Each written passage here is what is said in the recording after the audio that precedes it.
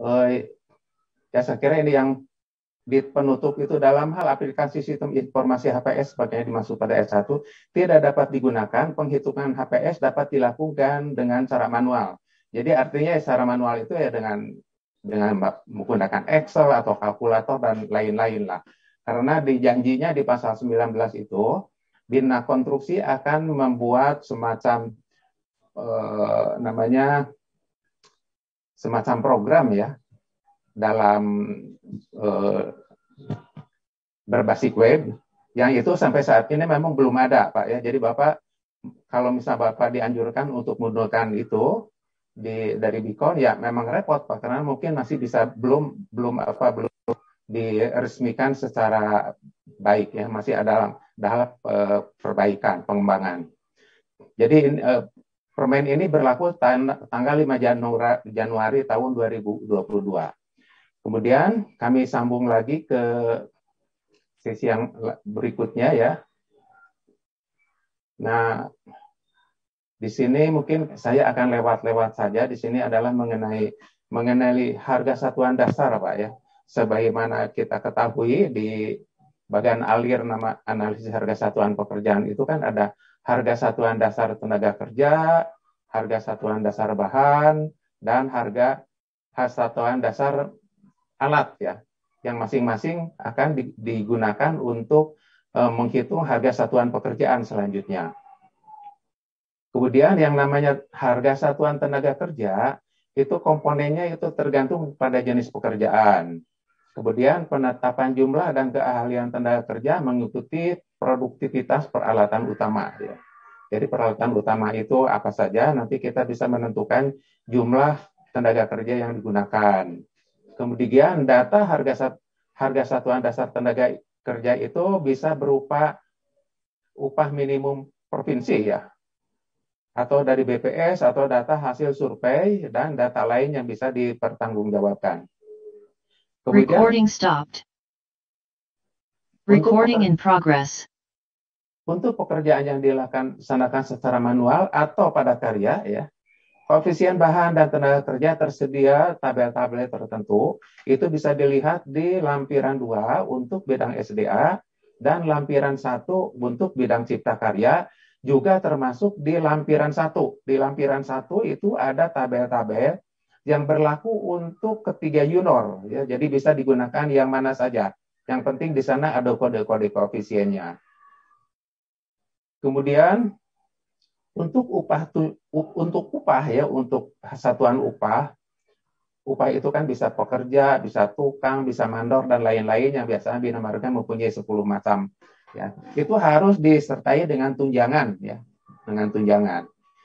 Di sumber data upah itu diedarkan oleh kepala daerah ya, gubernur, bupati, wali kota ya. Kemudian untuk menetapkan upah harus memperhitungkan segala macam tunjangan yang berlaku bagi karyawan, antara lain THR, transport lokal, sewa rumah, perumahan, tunjangan keluarga, tunjangan pengobatan keluarga, gaji ke-13, dan lain-lain. Nah, di situ itu statement ini bisa Bapak lihat di spesifikasi umum 2018 Bina Marga di seksi 91, Pak. Di sana jelas-jelas bahwa yang namanya tunjangan itu harus disertakan ke dalam upah, ya. Kemudian jumlah tenaga kerja dan lain-lain seperti demikian. Bina Marga pada umumnya menggunakan alat secara mekanis ya. Jadi jarang-jarang Bina Marga itu menggunakan secara manual. Misalnya untuk menggali itu menggunakan cangkul, kecuali untuk pekerjaan-pekerjaan yang minor itu bisa menggunakan cangkul dan bisa menggunakan koefisien yang berlaku di sumber daya air atau cipta karya yang biasanya menggunakan secara manual. Kemudian jumlah pekerja itu maksimum 10 orang pekerja ya untuk menggunakan secara mekanis. Jadi manor banding pekerja itu 1:10 ya, atau dibalik-balik 1:10, 10:1. Kemudian jumlah pekerja yang melayani satu alat berat mekanis maksimum 2 orang, Pak. Maksimum 2 orang. Jadi tidak seperti dulu bagaimana sesuai dengan keinginan kita nggak bisa. Jadi sudah ada ketentuannya di dalam permen ini. Kemudian untuk pekerjaan secara manual yang biasa digunakan oleh SDA dan Cipta Karya, itu perbandingan pekerja dan manor itu 20:1 dan seterusnya. Kemudian, nah untuk harga satuan dasar tenaga kerja, Pak ya. Jadi rumusnya cuma gampang saja kalau kita sudah memperoleh upah per bulan itu kita tinggal membagi saja 25 hari dibagi lagi 7 jam, maka akan diperoleh harga upah per jam untuk satu orang tenaga kerja. Nah, untuk peralatannya tadi peralatan itu ada biaya pasti dan biaya operasi, itu ada rumus-rumus Pak ya. Jadi rumus-rumus itu tidak perlu dihafalkan karena nanti di contoh-contoh itu sudah ada Pak rumus-rumusnya yang memang tidak boleh diutak-atik lagi untuk rumus-rumus itu. Kecuali ada koefisien-koefisien bahan bakar yang memang sangat tergantung dari spek bahan, spek alatnya sendiri. Untuk harga satuan dasar peralatan, ini bagian alirnya tadi disampaikan ada biaya pasti, biaya operasi ya. Yang namanya biaya pasti itu memerlukan data seperti yang di atas yang biru, itu data spesifikasi alat, ada di investasi alat. Kemudian untuk biaya operasi itu ada perlu data tenaga kerja dan bahan bakar. Consumable itu bahan bakar ya, itu semuanya adalah barang habis pakai. Nanti akan diperoleh ada rumus-rumus ya, di sini banyak rumusnya, akan diperoleh harga satuan dasar alat atau kita katakan biasanya harga sewa alat per jam. Harga sewa alat per jam. Ya di sini mungkin di permen yang lama itu tidak ada hal seperti ini Pak ya, tidak ada. Jadi yang di permen yang baru itu kita mengkategorikan yang pekerjaannya dianggap pekerjaan berat-berat ya atau heavy duty, maka pekerjaan yang terus-menerus itu selama 8 jam per hari dan 220 hari per tahun. Jadi kira-kira satu tahun itu kira-kira 2.000 jam itu yang pekerjaan berat. Kemudian yang pekerjaan sedang itu 1.600 jam ya dengan asumsi 200 hari dalam satu tahun. Kemudian yang ringan itu 150 hari dalam satu tahun. Sehingga yang ringan itu dianggapnya 1.200 jam per tahun. Ya. 1.200 jam per tahun. Itu asumsi-asumsi ya. Yang sebetulnya di rumus-rumus lama, di pedoman yang lama itu, perumusannya itu harus dibetulkan. Kalau Bapak mempunyai yang namanya Excel itu harus dibetulkan dulu kategori ini Pak ya. Kemudian di tabel 2 ini penting ya untuk kita gunakan karena yang namanya kebutuhan bahan bakar untuk biaya operasional ya, consumable itu terdiri dari 4 kan, bahan bakar, pelumas, kemudian ya, pemeliharaan dan perbaikan. Nah di sini ada koefisien-koefisiennya yang memang ini dirata-ratakan, sangat dirata-ratakan. Mungkin kalau kita lihat berdasarkan jenis-jenis alatnya ya, ada alat besar, ada alat kecil. Mungkin kalau merasa tidak adil, ya mungkin ini bisa diubah sesuai dengan catatan yang ada di bawah, Pak ya. Yang ada di bawah itu Bapak bisa juga menggunakan koefisien-koefisien untuk bahan bakar dan lain-lain sesuai dengan katalog yang ada. Itu Bapak bisa cantumkan, Pak. Berapa sih yang diperlukan untuk bahan bakar, pelumas, dan lain-lain, dan seterusnya. Di samping itu, Bapak bisa dilihat di yang merah ini Pak ya.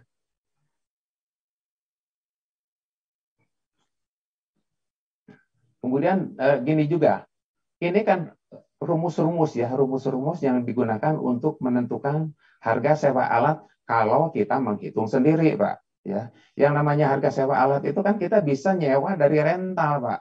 Boleh aja dari rental Pak. Yang penting kita bisa mempunyai, mereka itu ada jaminan bahwa alat itu terpelihara dengan baik dan bisa menyelesaikan pekerjaan sampai pekerjaan itu selesai, sampai proyek itu selesai.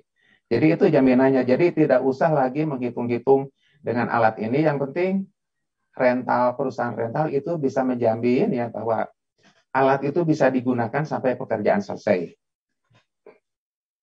Selanjutnya ini ada beberapa tabel-tabel. Yang tabel-tabel ini sebetulnya sudah ada, nggak usah dibaca sebetulnya ya. Cuma satu aja lah, 1-2 lah. Di sana ada tabel yang namanya tabel nomor 4 ya. Tabel nomor 4 tadi. tabel nomor 4 di sini adalah faktor efisiensi alat, apapun alatnya yang tidak ada di dalam pedoman ini, Pak ya. Karena yang namanya jenis alat di dalam pedoman ini tidak seluruhnya bisa di-cover karena selalu banyak ada alat-alat baru yang memang tidak mencantumkan faktor efisiensi. Jadi kalau ada alat baru yang tidak ada koefisiennya, gunakan aja yang ini, Pak, tabel 4 ya, koefisien-koefisien yang digunakan untuk menghitung analisis produktivitas nanti, Pak ya. Kemudian di tabel 5 ini ada faktor efisiensi alat untuk bulldozer. Nah, ini semua koefisien itu kita gunakan, Pak ya. Bulldozer semuanya ada. Jadi kita ini dilewat-lewat saja, Pak, karena kalau hanya membaca-baca seperti ini, Bapak juga pusing ya. Kita lihat lagi nanti di contoh-contoh perhitungan, Pak, nanti akan saya sampaikan.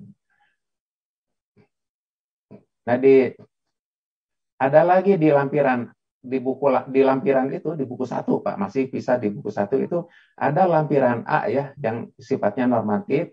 Itu ada lampiran A1, A2, A3, A4, A5. Itu dalam analisis harga pekerjaan semua pekerjaan yang ada di Banda Marga akan selalu menggunakan koefisien-koefisien yang ada di dalam tabel ini, Pak ya. Jadi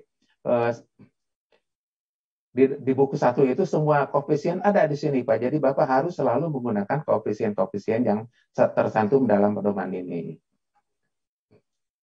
Nah, ini contohnya ini, koefisien faktor konversi volume bahan untuk tanah ya. Jadi ini digunakan, Pak ya. Misalnya kita mau menggali itu kan menggali tanah itu kan kita membayar pada kondisi asli ya. Jadi koefisiennya berapa dari lepas ke asli? Kan kita menggali pakai ekskavator atau dicangkul itu kan kondisinya lepas. Nah, nanti harus ada pengalinya dari lepas ke asli, Pak ya. Dari lepas ke asli misalnya untuk pasir, lepasnya 1, jadi aslinya 0,9. Jadi faktor konversinya itu 0,9 yang kita gunakan, Pak ya.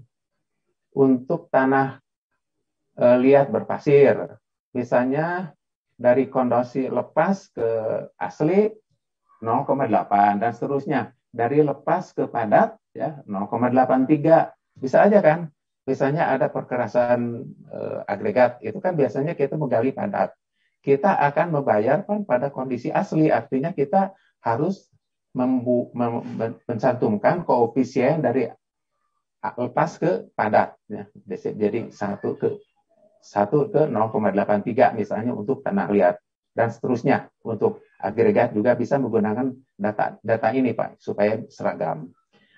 Dan seterusnya ini ada banyak ya, ada berat isi, ada berat campuran dan lain-lain. Bapak bisa menggunakan data-data ini, Pak ya. Jadi harus selalu melihat koefisien-koefisien di sini atau faktor-faktor. Kemudian di dalam kolom keterangan harus dicantumkan, Pak. Ini tabel berapa, angka ini tabel berapa. Jadi semuanya akan tertelusur, Pak ya. Akan tertelusur. Ini semuanya digunakan. Untuk yang sesi yang ini, yang 1A sudah selesai ya.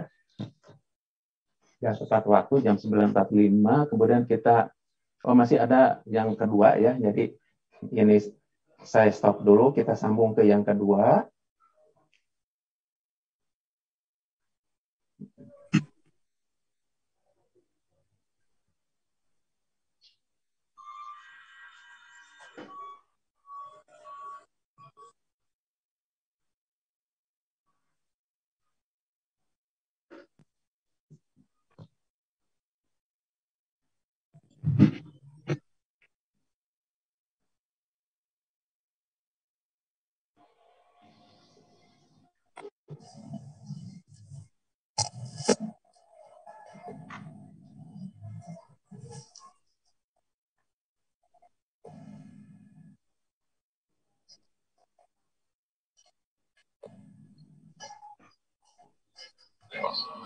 Pagi, Bang. Saya lihat kolom yang depan 2 itu belum ya?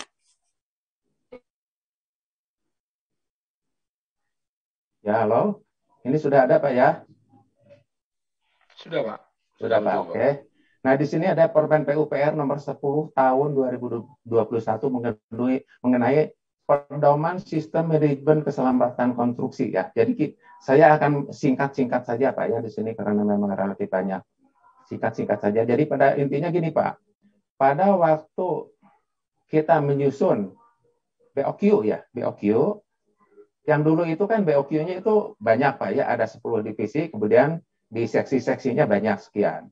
Jadi yang namanya rekapitulasi di yang baru ini sesuai dengan Permen PU dan SMKK hanya ada berupa daftar Pak, daftar 1, daftar 2, daftar 3 dan daftar 4 ya. Daftar 1 itu ada di divisi 1 hanya mengenai mobilisasi dan pekerjaan tanah. Kemudian di daftar 2 itu mata pembayaran SMKK itu ada di divisi 1 ya, di divisi 1 tapi menyangkut ke 4 seksi itu Pak. Seksi 18 ya, 119, 121 dan 118 ya kalau nggak salah. Itu hanya ada 4 seksi yang tercantum di daftar 2. Di daftar 3 itu adalah semua divisi kecuali divisi 1 dan seksi 9.1 gitu ya. Di daftar 4 itu hanya di seksi 9.1 saja. Gitu Pak. Nanti ada contoh-contohnya. Nah ini ada beberapa tabel-tabel yang ada di SMKK. Kita lewat-lewat saja Pak ya. Karena ini tabel-tabel ini hanya cerita mengenai kolom-kolomnya saja yang perlu diisi. Nah setelah SMKK itu keluar, kemudian setelah Permen PUPR nomor 1 tahun 2022 itu keluar, nah Dirjen Bina Marga mengeluarkan juga surat edaran Pak ya. Surat edaran supaya pesusunannya itu harmonis dengan Permen PU yang ada ya. Supaya permennya itu susunannya susunan anggaran biayanya itu sesuai dengan permen-permen yang ada. Surat edaran 12 tahun 2022. Nah, di sini ada beberapa hal ya yang memang perlu disampaikan. Di sini itu sudah dimunculkan mengenai spesifikasi khusus untuk sistem manajemen keselamatan konstruksi. Jadi yang namanya di daftar 2 tadi itu Pak, di daftar 2 itu hanya berisi mengenai spesifikasi khusus 1.1.22. Yang di divisi 1 lama itu di 4 seksi ya. Jadi gitu. Pada intinya seperti demikian. Kemudian, saya kira ini kita lewat saja ya. Ini juga dilewat saja karena ini akan menyangkut apa-apa saja kepada beberapa orang yang harus digunakan itu akan bisa dibahas di dalam RKK ya. RKK itu adalah tugasnya Pokja atau penyedia jasa itu kan akan menghitung berapa orang sih yang diperlukan untuk pekerjaan di SMKK dan seterusnya ya. Jadi ini bukan tugas untuk analisis kesatuan pekerjaan. Kita hanya mengambil angka-angka yang dicantumkan di dalam RKK berapa orang yang diperlukan untuk keperluan SMKK dan seterusnya. Kemudian kalau kita lihat dari yang 9 komponen di SMKK itu Pak ya. Nah memang ada 3 bagian yang memang belum ada aturan-aturannya. Nah di dalam surat edaran ini sudah disampaikan Pak ya. Ada angka-angkanya, ada kolomnya yang bisa diisi ya sesuai dengan keperluan, sesuai dengan biaya yang perlu dikeluarkan. Ya. Di sini ada. Nah di sini ada spek khusus. Ya spek khusus itu yang mengikuti dari surat edaran tadi ya, surat edaran 12 tahun 2022. Nah, ini disampaikan demikian ya. Ya sama, yang namanya pembayaran itu merupakan kompensasi penuh dan seterusnya segala macam. Jadi yang namanya pembayaran itu harus meliputi pekerjaan-pekerjaan yang tercakup termasuk biaya uji, pengukuran dan seterusnya. Yang selama ini Pak Bina Marga enggak pernah memasukkan biaya uji, biaya pengukuran dan lain-lain itu enggak pernah. Dan sekarang itu dimasukkan Pak ke sini ya. Semuanya jadi harus masukkan ke dalam mata pembayaran harga satuan. Dan di sini saya lingkari yang merah-merah itu Pak, yang nomor 1 itu penyiapan dokumen penerapan ya. Di sini ada satuan pengukurannya, kemudian ada sosialisasi, promosi, dan pelatihan, itu jumlah orangnya di dalam RKK harus dihitung ya. Berapa sih? Kita nggak tahu berapa orang kan, kita nggak tahu paketnya sejauh mana. Yang 3, alat pelindung kerja dan alat pelindung diri ya. APK dan APD ya, APD. Kemudian yang 4 itu asuransi dan perizinan terkait keselamatan konstruksi. Nah, di sini ada kolom-kolomnya, memang langsung tinggal diisi saja. Biayanya berapa nanti di kolom sebelahnya. Kemudian yang kelima, personal keselamatan konstruksi ya. Personel keselamatan konstruksi. Nah, di sini kan kalau dilihat untuk ahli manajemen mutu di mana? Nah, di sini bisa diselipkan di sini, Pak ya. Ahli-ahli untuk manajemen mutu bisa diselipkan di nomor 5, personel keselamatan konstruksi. Kemudian yang di nomor 6, fasilitas sarana, prasarana, dan alat kesehatan. Nah, ini juga sudah ada kolomnya, tinggal isi berapa. Kemudian yang 7, rambu dan perlengkapan lalu lintas yang diperlukan atau manajemen lalu lintas. Nah, di sini yang dulu di seksi 8 ya, divisi 1 itu kan ada ramu segala macam. Nah, di sini pun ada. Jadi kita mengisinya cukup di sini saja nanti Pak ya. Jadi di seksi 18 kita jangan isi lagi, nanti bisa double-double hitungannya untuk rambu-rambu segala macam. Kemudian nomor 8, konsultasi dengan ahli terkait keselamatan konstruksi. Nah, di sini banyak ahli-ahli yang diperlukan ya. Kita tergantung pekerjaannya apa ya, tergantung pekerjaannya. Kalau pekerjaan jalan, maka ahli jembatan nggak usah ada. Ahli lingkungan mungkin perlu ada ya untuk lingkungan hidup. Ahli gedung nggak usah.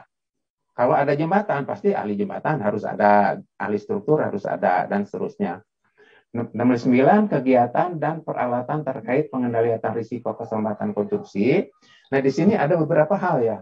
Ada beberapa alat-alat yang diperlukan. Kemudian ada juga dari 4 terakhir nih Pak, 3 atau 4 terakhir ya, yang SKH 1, 1, 22, 9B sampai 9D2 itu terkait dengan di seksi 114 mengenai lingkungan hidup Pak di divisi 1. Nah, di sini dicantumkannya Pak. Berapa semuanya di sini, setnya berapa, ongkosnya ya, biayanya berapa. Tinggal cantumkan saja di sini Pak. Nah, saya kira yang ini sudah. Kemudian kita beralih ke, saya kira sudah selesai ya. Sudah selesai, kita ke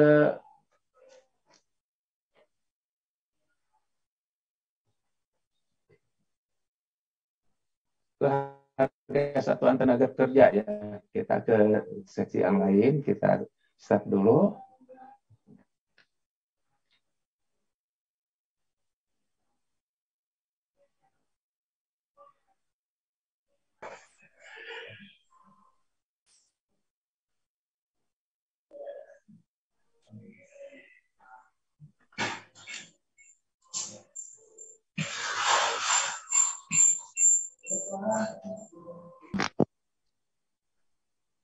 Oh, ada Pak Agung, Pak.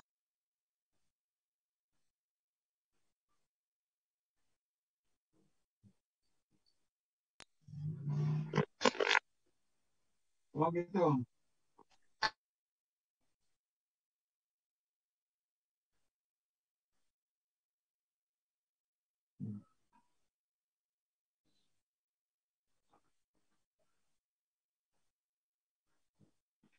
Ya, baik Pak. Ini ya masih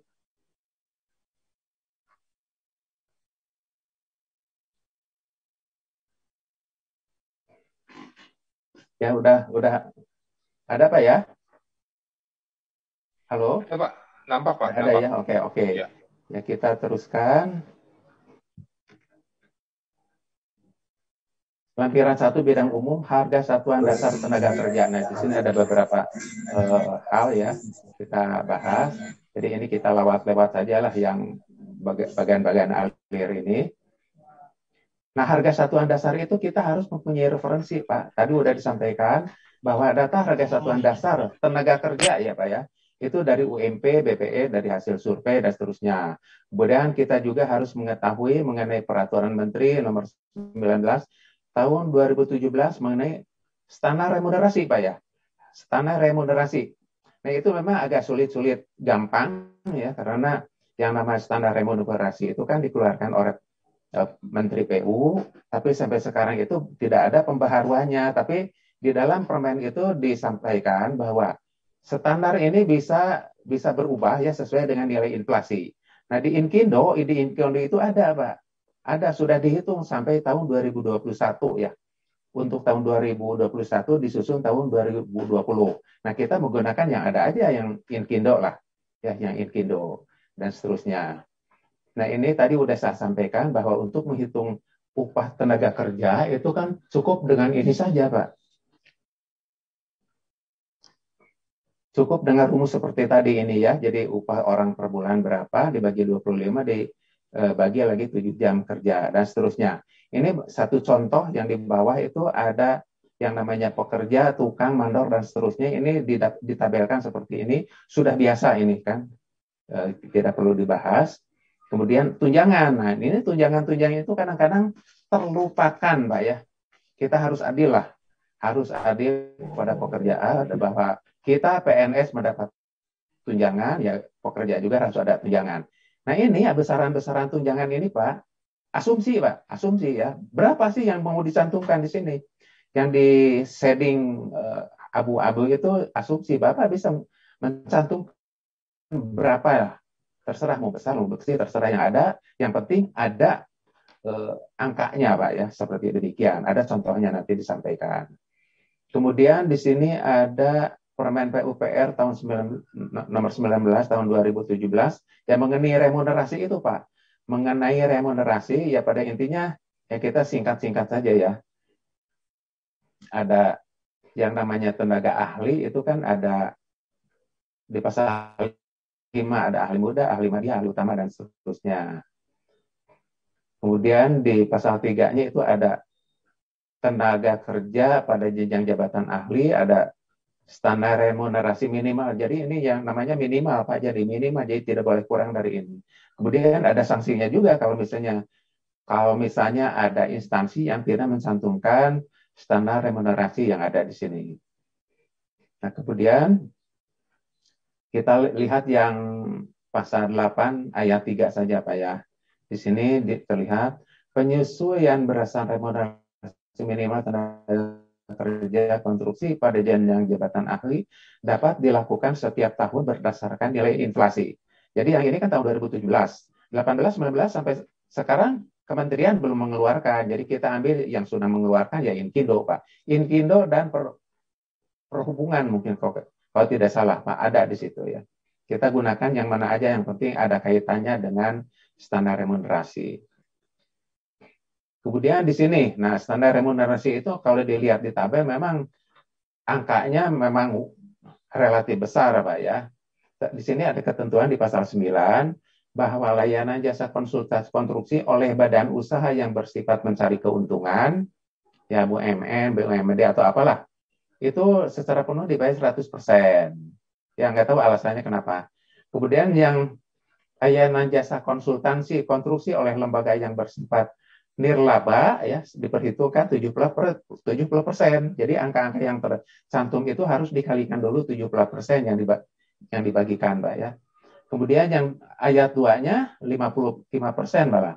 Jadi besaran remunerasi yang jabatan ahli untuk layanan jasa konsultasi konstruksi oleh konsultan perorangan diperhitungkan hanya 55%, Pak ya.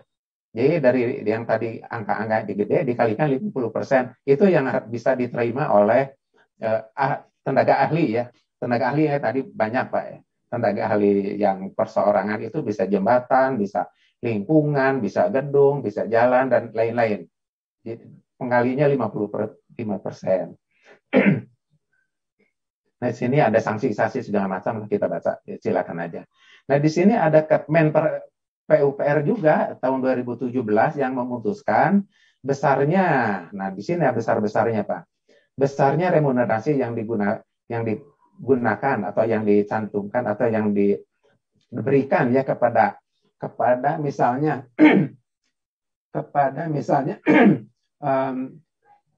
S1 S1 yang pengalaman kerjanya 9 tahun itu 30 juta. Nah, 30 juta itu nanti dikalikan ke 0,55 dulu, Pak ya. Jangan langsung 30 juta. Dan seterusnya, ini contoh-contoh, Pak ya. Nanti juga ada contoh-contoh yang dari Inkindo, Pak. Bapak bisa lihat di Inkindo itu ada dipilah-pilah. Ada tenaga ahli yang tanpa SKK dan ada yang SKK. Itu dua-duanya bisa dibayar. Jangan mentang-mentang ini tidak ada SKA-nya, Pak ya, nggak dibayar ya nggak bisa. Di sini ada aturannya untuk tanpa SKK atau SKA juga bisa dibayar. Ada Pak di Inkindo ya. Mungkin di sini ada nggak? Kalau nggak nanti Bapak cari aja lah di Inkindo, Pak. Di Inkindo ada di situ. Nah di sini ada Inkindo ya. Pedoman standar minimal untuk Inkindo. Bapak bisa lihat di sini Pak ya. Nah tabel-tabelnya seperti ini Pak. Ya. Untuk 9 tahun S1 34 juta. Kalau yang tadi kan 30 juta. Nah itu contohnya seperti itulah Pak. Ini banyak silakan aja. Kemudian untuk yang lain-lain ada juga yang bukan biaya remunerasi tapi biaya langsung ya. Biaya langsung juga ada indeksnya beda dengan yang biaya untuk standar remunerasi. Jadi silakan saja baca di ini Pak di tayangan ini Pak ya. Di tayangan ini banyak yang dilewat Pak ya, banyak yang dilewat tapi kalau Bapak mendapatkan file ini yang di setting yang saya setting itu semuanya bisa muncul Pak, bisa baca ya di sini. Di Inkindo juga ada sanksi dan denda segala macam lah, kita silakan aja dibaca itu. Kemudian di LKPP Pak nomor 12 tahun 2021 mengenai biaya personil juga di sini ada diatur ya. Jadi diaturnya itu kita tidak lagi ya untuk menghindari sanksi segala macam. Jadi apabila ada yang lebih rendah atau lebih tinggi harus disesuaikan dengan standar yang ada. Seperti demikian Pak ya untuk di LKPP itu. Saya kira udah selesai. Ya kita mungkin bisa berdiskusi ya. Lumayan panjang nih waktunya. Kita bisa berdiskusi supaya bisa menampung pertanyaan dan mudah-mudahan saya juga bisa menjawab. Kepada teman-teman yang memang sudah mengetahui mengenai analisis harga satuan pekerjaan ini, mohon dibantu teman-teman yang memang belum memahami banget Pak ya. Tapi kalau misalnya ada teman-teman yang memang memerlukan penjelasan dari saya, insya Allah akan saya sampaikan penjelasannya sedapat mungkin. Demikian Pak. Terima kasih. Ya, baik. Terima kasih Pak Tatang. Ini sudah cukup banyak pertanyaan yang rekan-rekan ingin sampaikan. Nah, saya mencoba 3 pertanyaan terlebih dahulu ya Pak ya, baru kemudian nanti dijawab. Saya bacakan dulu. Yang di chat ini bukan Pak? Ya, yang di chat. Saya bacakan. Okay. Ya, saya akan bacakan yang di chat Pak. Oke, baik. Pertama Pak. Dari Bapak Aditya Pradipta. Izin bertanya Pak Tatang, bahwa analisa SMKK tidak masuk dalam divisi-divisi. Sedangkan dalam Permen PUPR nomor 1 dengan jelas tertulis SMKK masuk dalam divisi 2 Bina Marga dan menggeser keseluruhan penomoran divisi setelahnya. Bagaimana penjelasan terkait tersebut dan apakah ada contoh template ASP yang bisa diberikan untuk dipedomani? Kemudian pertanyaan kedua Pak, ya. Dari Bapak Asnandila. Sebentar Pak. Ya, terkait koefisien alat dalam lampiran di 122 merupakan hasil yang dipengaruhi oleh kondisi alat, jarak, kecepatan, sehingga bagi di daerah akan berbeda-beda terkait nilai koefisien alat tersebut. Kemudian dalam hal pekerjaan tersebut akan ditenderkan, akan terjadi nilai koefisien yang berbeda oleh peserta. Mohon penjelasannya Pak untuk terkait hal koefisien alat ini. Kemudian pertanyaan ketiga, Host materi paparan di slideshow. Iya, Host baik. Iya, baik, di Pak. slideshow. Nanti ada waktu untuk diperkenankan ini ya, Pak ya. Jadi saya mute dulu untuk yang Sabar belum. sabar. Ya. Kemudian Pak, untuk pertanyaan ketiga ya dan keempat ini Pak, nanti ada yang sudah. Slideshow. Maaf Pak Yunus Arwan, mohon maaf. Sabar Pak Belum ya. Yunus. Nanti kita bergantian ya Pak. Mohon panitia bisa membantu untuk yang ini di mute ya. Mungkin untuk pertanyaan berikut Pak, nanti disampaikan ada sudah 2 orang yang raise hand.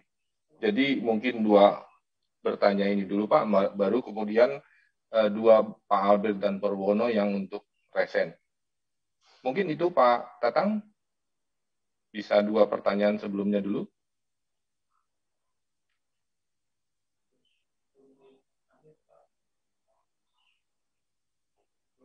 Pak Tatang? Oke. Ya. Oke. Ya, baik Pak. Mengenai SMKK ya, tidak ada di divisi 1. Artinya begini Pak, di rekapitulasi yang baru itu akan ada daftar 1, 2, 3, 4 Pak ya. Jadi yang namanya BOK yang dulu itu kan 1 sampai 10 divisi tercantum di situ. Nanti di yang baru itu hanya ada daftar 1, 2, 3, dan 4. SMKK itu ada di daftar 2, Pak. SMKK itu ada di daftar 2. Yang datanya, analisisnya itu dihitung dari divisi 1 yang lama. Gitu, Pak. Ya. Nanti ada contohnya. Kemudian koefisien alat ya. Itu koefisien alat itu kan memerlukan data kondisi alat, jarak dan lain-lain. Betul, Pak. Untuk setiap daerah itu akan mempunyai koefisien yang berbeda dan akan mempunyai nilai harga sewa itu yang akan berbeda karena tergantung dari ini, Pak, tergantung dari kondisi jalan misalnya. Kondisi jalan untuk mengangkut bahan dari base camp ke lokasi pekerjaan, kalau baik pasti angkanya juga akan rendah ya, akan rendah. Tapi kalau misalnya jalannya jelek, maka di sana itu kan ada siklus time, Pak. Ada siklus time, Pak. Jadi harganya pasti akan berbeda karena yang namanya siklus time-nya yang lebih lama itu akan menimbulkan harga yang lebih mahal, Pak ya. Seperti itu. Jadi pasti akan berbeda, Pak. Jadi makanya itu yang namanya Bina Marga menggunakan analisis produktivitas itu yaitu maksudnya supaya kita tidak copy paste ya harus demikian, tidak Pak, tidak. Jadi harus menggunakan data-data yang betul ya, data-data yang benar dan data yang tidak dikarang-karang Pak ya. Kalau memang kondisi jalannya baik ya katakan baik, kalau tidak ya katakan jelek. Jadi nanti kalau misalnya untuk kecepatan kendaraan truk ya, yang biasanya 20 untuk yang bermuatan, misalnya 20-30 yang tidak bermuatan, untuk yang baik, Pak. Tapi untuk yang buruk, ya mungkin itu bisa lebih rendah dari yang tadi disebutkan. Makanya nanti koefisien produktivitasnya akan berbeda. Sehingga nanti ongkosnya juga akan berbeda, Pak. Ya. Jadi jangan khawatir. Karena kita punya data-data seperti itu yang perlu dicantumkan di setiap analisis produktivitas. Disebutkan di dalam keterangannya, Pak. Ya. Nomor tabelnya berapa, dan segala macam. Kemudian yang ketiga itu yang raise hand mengenai pertanyaannya, silakan, Pak. Iya, baik Pak. Mungkin untuk raise hand pertama Pak Albert. Silakan Pak Albert. Makasih Pak. Makasih Pak Heru, makasih Pak Tatang. Baik. Ya Pak. Pertanyaan saya ada yang pertama mungkin Pak. Biasanya Pak pada saat pelaksanaan pekerjaan kami menemukan koefisien yang ada pada pada pelaksana berbeda dengan koefisien yang disampaikan oleh dinas, dalam hal ini owner. Nah, asumsi mereka bahwa mereka punya perhitungan sendiri. Nah, sekarang yang jadi masalah itu pengujiannya itu kan perlu kami lakukan juga di lapangan. Nah, apabila koefisien dari si pelaksana harus mengikuti koefisien kita, apakah harus ada addendum sehingga di situ kan beda-beda koefisien bisa merubah harga satuan. Mungkin yang pertama itu, Pak. Yang kedua, masalah untuk di divisi 7 itu kan ada pekerjaan pasangan batu. Nah, pasangan batu di situ itu pemahaman kami itu sudah, kalau untuk pekerjaan bina marga sudah include sama plesteran dan acian, misalnya untuk dinding penahan atau turap. Tapi ada biasanya pihak ketiga ini kadang-kadang pihak pelaksana menganggap untuk plesteran itu masuk item sendiri. Sementara di divisi 7 kita memang ada pekerjaan plesteran, adukan dan mortar, tapi sudah disampaikan di divisi itu bahwa itu sudah menyatu dengan item pembayaran yang lain. Sehingga tidak bisa mengambil koefisien plesteran itu dari misalnya Cipta Karya atau SDA, Pak. Mohon tanggapannya, Pak. Kemudian yang ketiga, misalnya tadi sudah disampaikan ada item-item pembayaran mengenai SMKK yang masalah lingkungan yang cukup mendetail, termasuk pengukuran dan uji lab. Itu apakah ada nilai batasan nominal pekerjaannya, Pak, untuk pekerjaan fisiknya? Karena apabila pekerjaannya kecil, kita harus ngetes sampai ke situ mungkin agak memberatkan. Apakah ada aturannya yang membatasi untuk hal itu? Makasih, Pak. Oke. Ya, terima kasih, Pak. 3 pertanyaan dari Pak Albert, Pak, ya. Mengenai pada saat pelaksanaan koefisien pelaksanaan, pada waktu pelaksanaan koefisiennya sekian, tapi owner koefisiennya sekian. Gini, Pak, koefisien yang digunakan oleh owner artinya itu kan HPS, Pak, ya? HPS. Iya, Pak. Ya. Nah, HPS itu kan ini hanya contoh, Pak. Contoh. Jadi kontraktor, nanti penyedia, penawar itu boleh menggunakan koefisien yang lain pun yang ada di dalam pedoman ini, Pak. Jadi jangan copy paste. Nah, itulah penyakitnya, Pak. Di kita itu main-main copy paste pada tidak sesuai dengan di lapangan. Sehingga harga-harga yang ditawarkan itu mungkin bisa tidak wajar. Itu Pak, penyakitnya sampai sekarang. Makanya, Pak, yang namanya program Excel yang sekarang beredar itu, Pak, sebetulnya itu kan tidak resmi, Pak, ya. Tidak resmi, itu dibuat oleh teman-teman di Bina Marga yang mungkin belum terkoreksi atau segala macam. Nah, itu harus dilihat dulu, Pak, rumus-rumusnya itu sudah benar enggak? Koefisien sudah benar enggak? Koefisien ini datangnya dari tabel berapa di buku lampiran. Itu harus dilihat dulu, karena sampai saat ini, Pak, ya, yang namanya analisis harga satuan pekerjaan yang lama-lama, yang dulu-dulu, keterangan itu tidak tersantum. Jadi ini datang dari mana kan kita nggak tahu. Ya. Jadi kalau dengan mencantumkan keterangan di dalam tabel, kita mengetahui persis bahwa kondisinya memang demikian dan koefisiennya adalah harusnya sekian gitu, Pak. Jadi jangan copy paste, Pak, ya, kalau Bapak mempunyai itu. Jadi makanya saya itu suka sering bertanya, Pak, ada Excel yang baru nggak? Nah, saya itu bingung, Pak, menjawabnya. Kalau Excel yang baru itu yang mana? Karena sampai saat ini yang namanya Excel baru itu, kalau saya sendiri sih saya bikin sendiri aja, Pak. Lebih baik bikin sendiri dengan rumus-rumus yang benar, Pak. Sehingga kita akan bisa menjawab setiap pertanyaannya akan disampaikan, Pak, ya. Itu yang pertama. Kemudian di divisi 7 yang mengenai pasangan batu, ya. Itu include plesteran. Gini, Pak. Di yang namanya harga satuan di Bina Marga, Pak, ya. Yang namanya 1 meter kubik itu sudah include apapun di situ. Mau di plester, mau pakai kepala, ya. Itu sudah include, jadi harus dimasukkan di situ. Di UNER, SDA atau Cipta Karya itu ada koefisien-koefisien, Bapak tinggal nyomot aja, Pak. Oh, untuk plesteran orangnya sekian, koefisiennya sekian, Pak, ya. Kemudian kalau bahannya mau dipakai juga ada koefisien bahannya, ambil sekian untuk pelestarian. Itu Pak lebih mudah sebetulnya. Jadi dimasukkan ke dalam analisis harga satuan masing-masing Pak. Semuanya Pak, harus semuanya. Ya kemudian SMKK yang SMKK mengenai ini Pak, tadi lingkungan hidup ya. Di lingkungan hidup itu kan ada di 1.14 Pak ya. Atau berapa? Di divisi 1. Nah itu hitung saja Pak. Hitung saja, nanti Bapak mencantumkan di surat edaran menteri atau di surat edaran Bina Marga. Di sana itu kan ada di komponen nomor 9 Pak ya. Di 4 terakhir Pak. Di 4 terakhir itu kan untuk baku mutu udara, untuk baku mutu air, kemudian untuk baku mutu getaran ya dan vibrasi segala macam.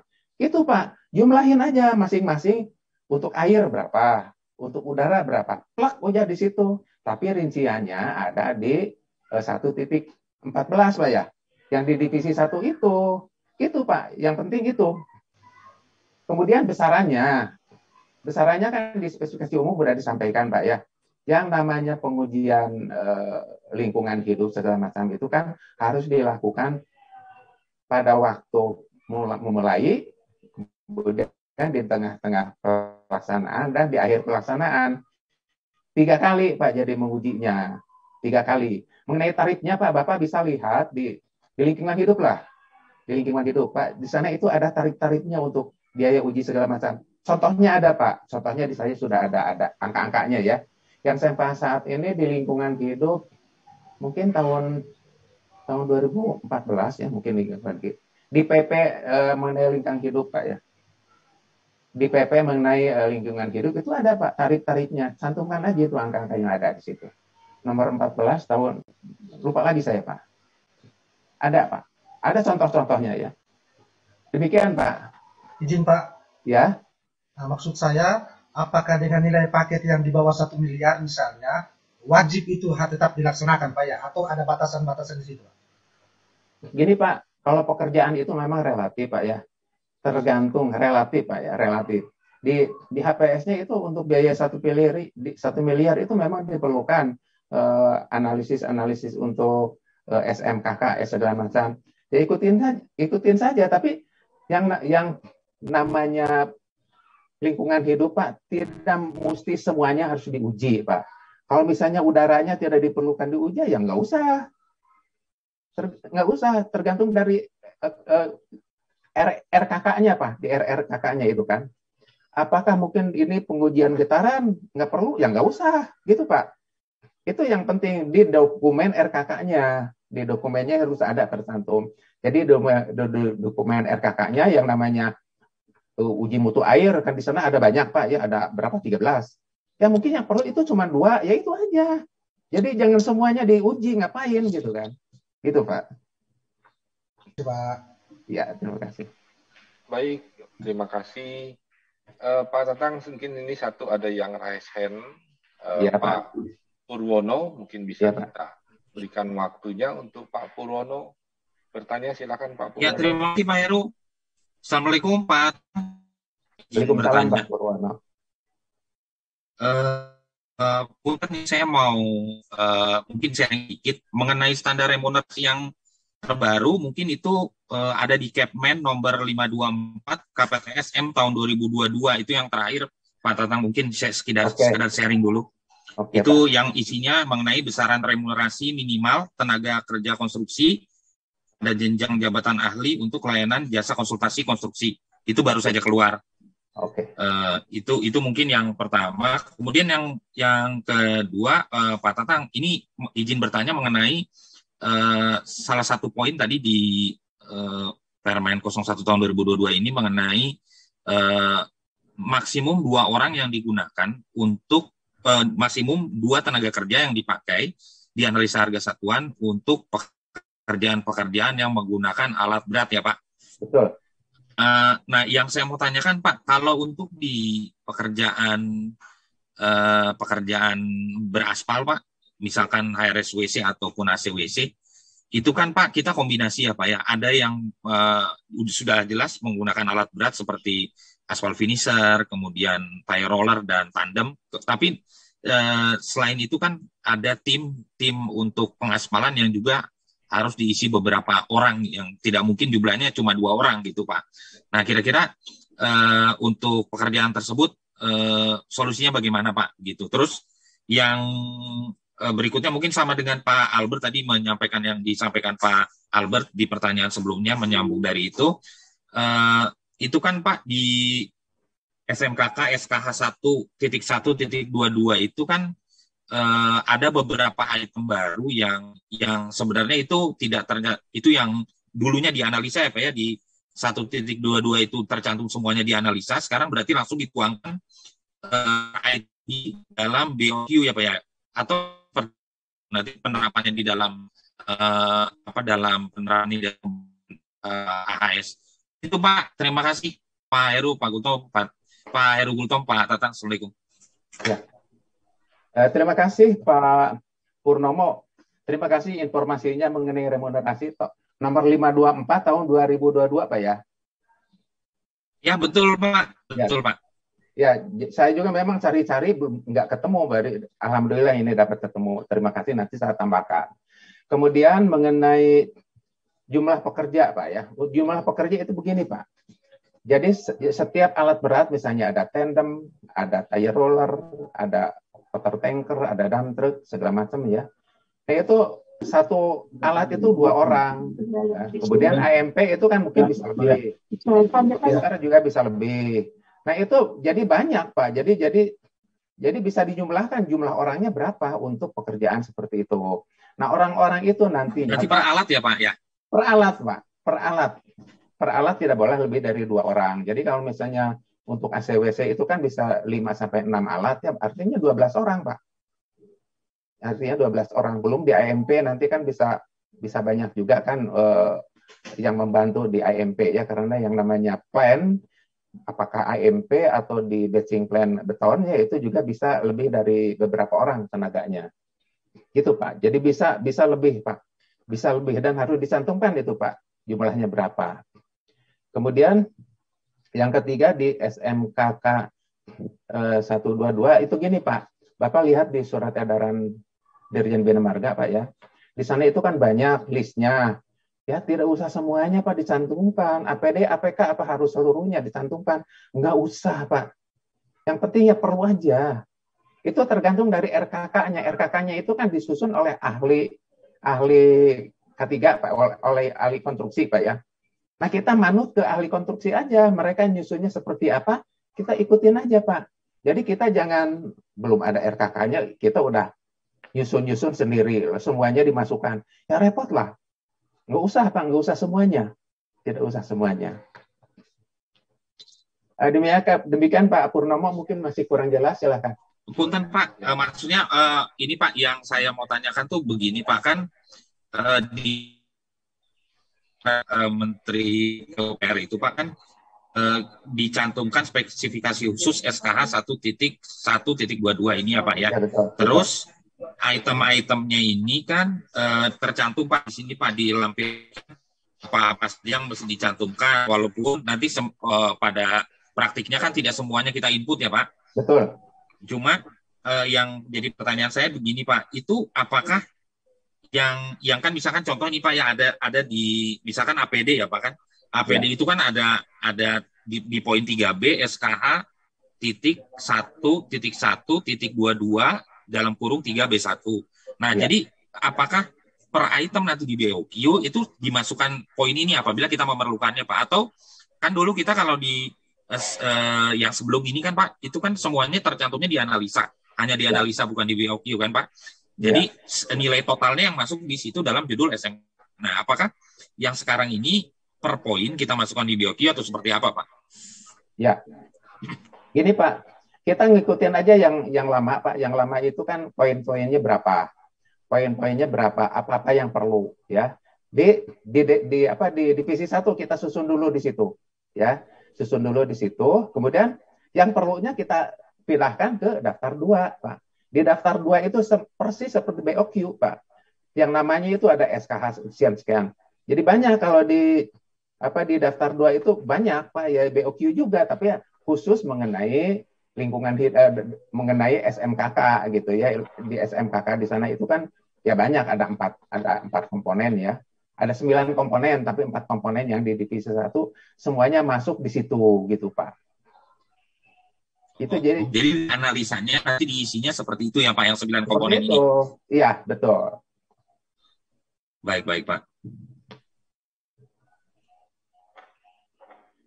Ya, sudah cukup puas, Pak. Siap, terima kasih Pak Tatang.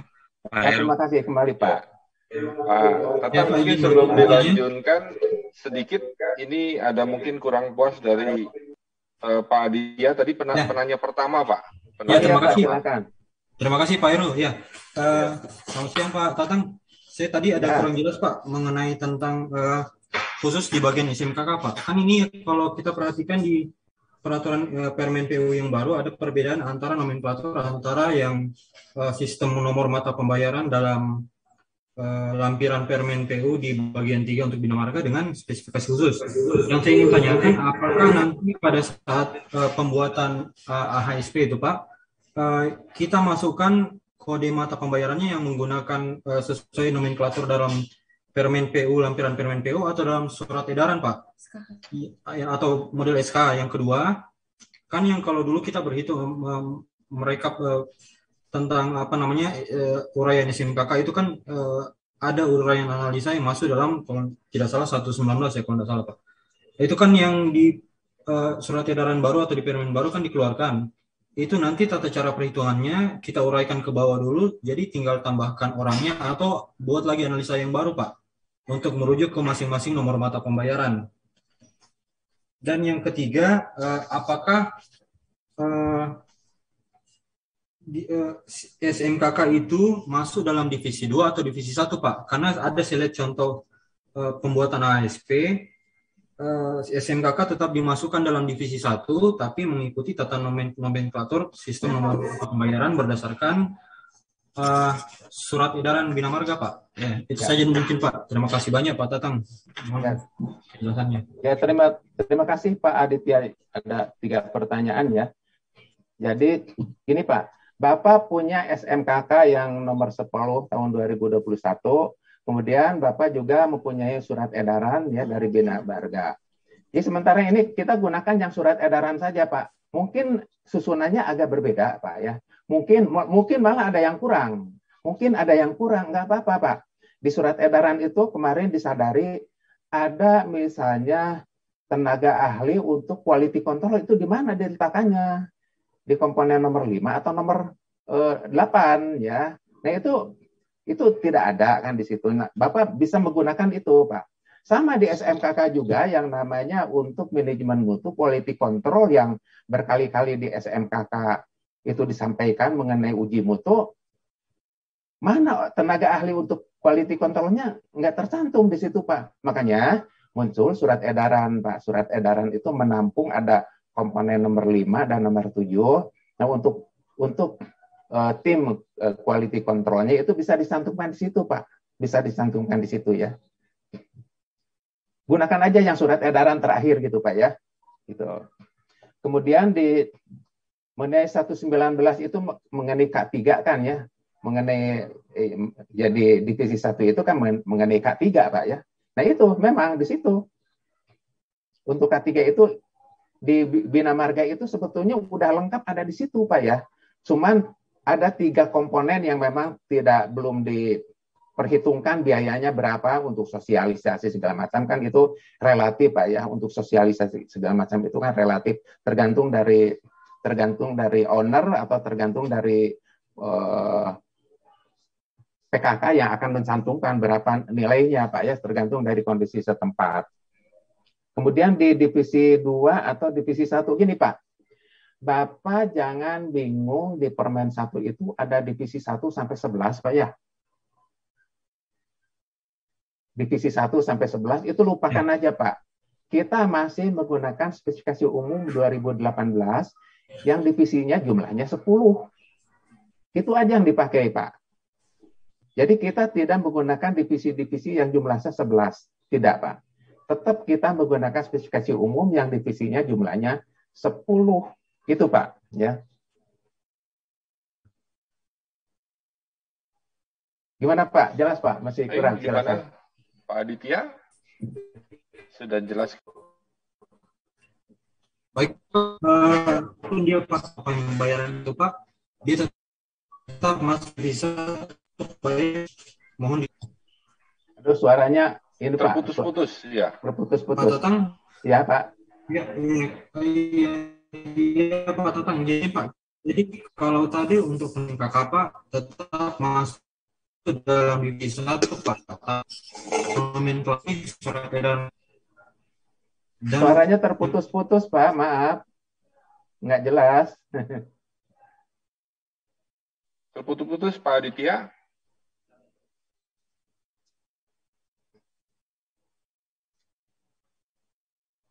Oh, sepertinya koneksinya terganggu, Pak Tatang. Oh iya, Pak. Pak Aditya. Ini apakah ada bisa kesempatan waktu atau Bapak ingin melanjutkan materi berikutnya? Atau bisa untuk sampaikan pertanyaan lagi, Pak? Bagaimana, Pak Tatang? Oleh silakan, Pak. Tapi ini waktunya udah mulai break, Pak, ya? 10.30. Iya, betul maksudnya. Jadi kita silakan, tapi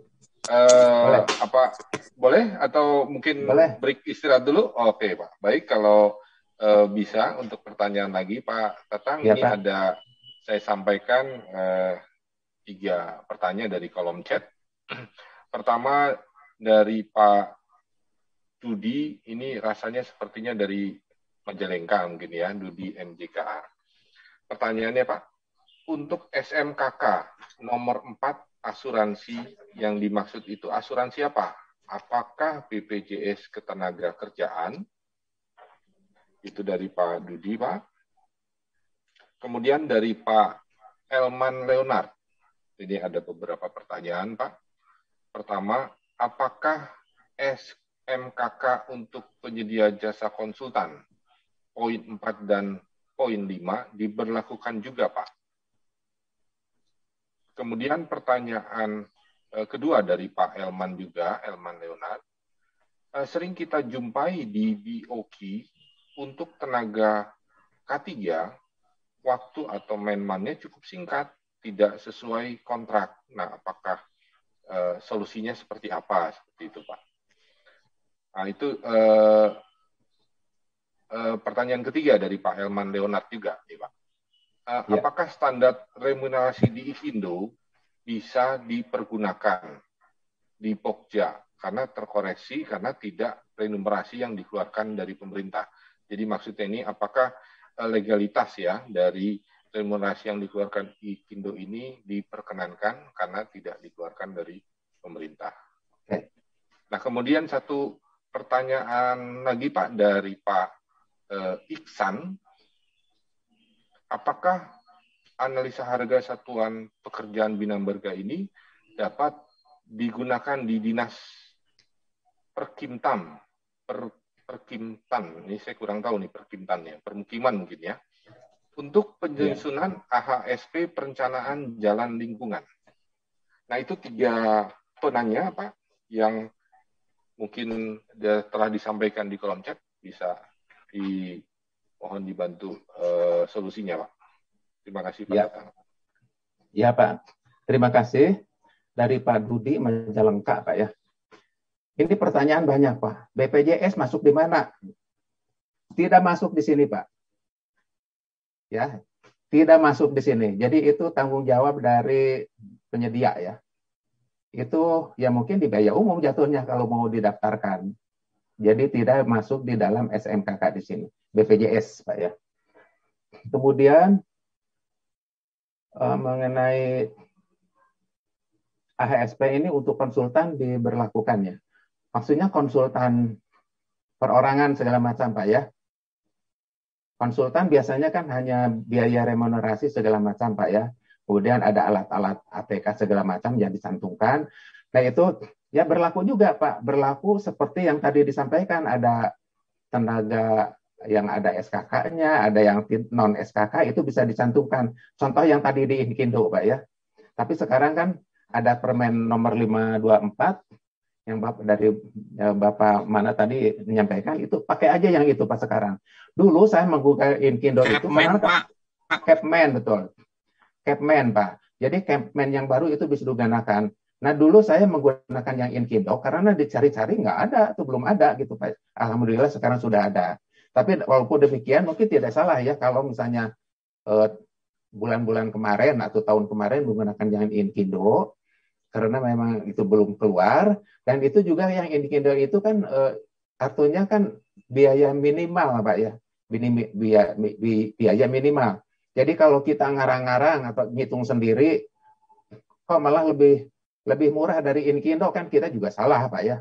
Jadi lebih baik ya nggak apa-apa gunakan Inkindo, yang penting kita ada sumbernya yang bisa kita gunakan Pak ya. Kemudian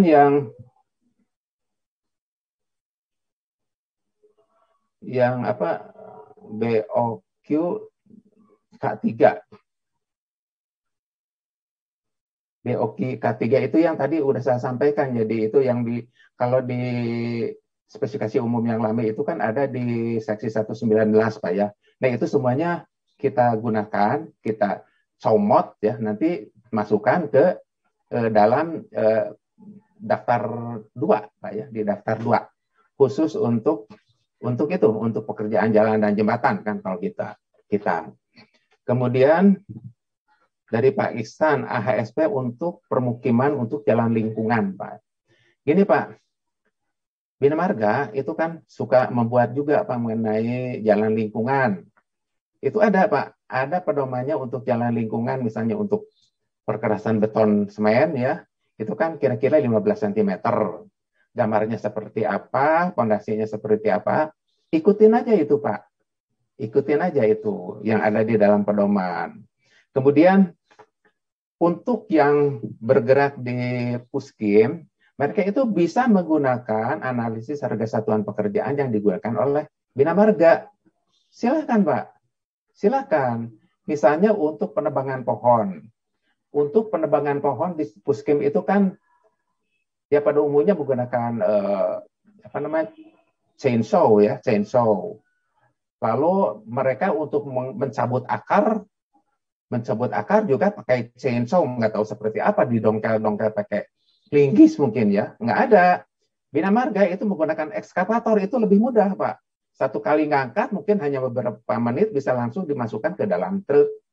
Nah di analisis Bina Marga ada Pak, pemotongan pohon menggunakan chainsaw, kemudian mencabut akarnya menggunakan ekskavator, kemudian lubangnya juga kan harus ditutup lagi ya, ditutup dengan menggunakan dengan ekskavator juga kan, ada loadernya di sana, ada untuk mengangkat tanahnya, dan mungkin dipadat-padatkan sedikit lah. Yang penting tidak sampai membahayakan orang atau kendaraan. Kalau pohon itu ditebang yang di pinggir jalan ya jangan dibiarkan sampai berlubang, harus diisi penuh lagi Pak, sesuai di speknya harus seperti itu. Lubang-lubang bekas penggalian akar itu harus ditutup kembali. Lengkap Pak, di Bina Marga itu ada semuanya. Demikian Pak, terima kasih Pak. Baik, terima kasih Pak Tatang. Mudah-mudahan jawaban tadi bisa diterima oleh rekan-rekan ya yang bertanya tadi.